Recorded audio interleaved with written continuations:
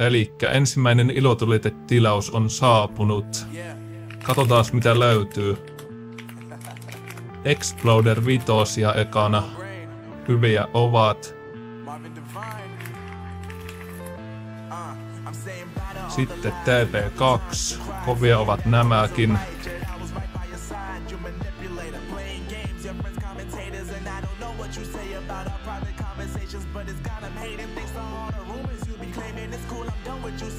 TB5 ja muutama paketti.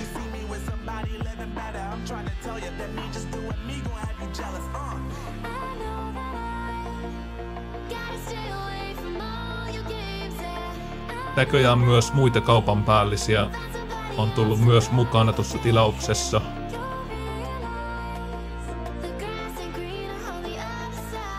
Ja bonuksena löytyy Leijonalaukaus 3 varastosta.